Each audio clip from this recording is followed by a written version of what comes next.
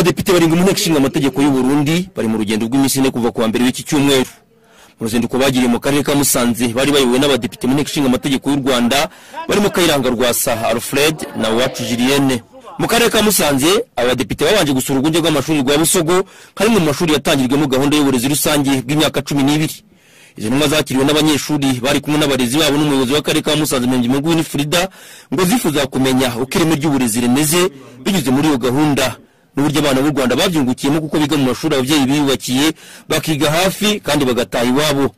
Abo badepite basobanuye uko byakemuye ibibazo by'abari bafite amikoro make kandi bigaha amahirwe abanyeshuri ko byatumye gahunda y'uburezi kuri bose ishyirwa mu bikorwa neza abana bose bakaba biga muri iki gihe. Izi ntumwa zakomereje urugendo mu kigo cya komisiyo yo gusubiza mu buzima busanzwe abari abasirikare giherereye mu mutumba w'umurenge wa Gataraga.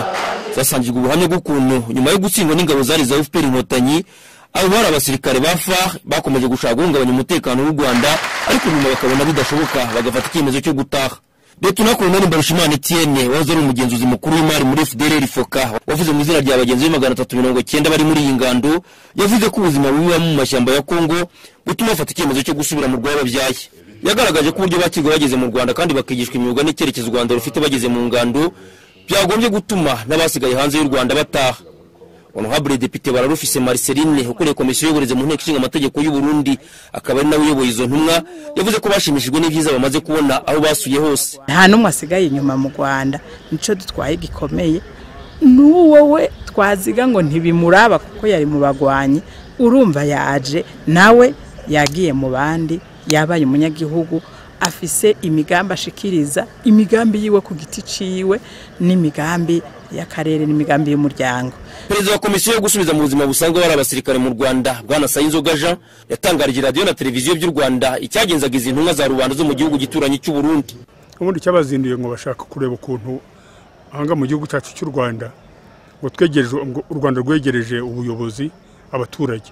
Ahanga bari baje kureba nyine icyo abatahuka bakora kugira ngo ubuyobozi bw'abanyarwanda bubegere ese boye bamaze gutahuka bagira mu ruheru bagira uruhare ese bajya mu buyobozi nibyo bashaka kumenya hanyuma ariko nuko n'impamvu n'ukuntu batahuka. Mu kiganiro bagiranye na radio na televiziyo by'u Rwanda abo badepite bavuze ko babanje kuganira n'abadepite mu nteko ishinga amategeko y'u Rwanda bagasura umujyi wa Kigali bakareba uko ukora bagakurikiza akarere ka Musanze bakabiteguye gusoreza urugendo rwabo mu karere ka Rubavu.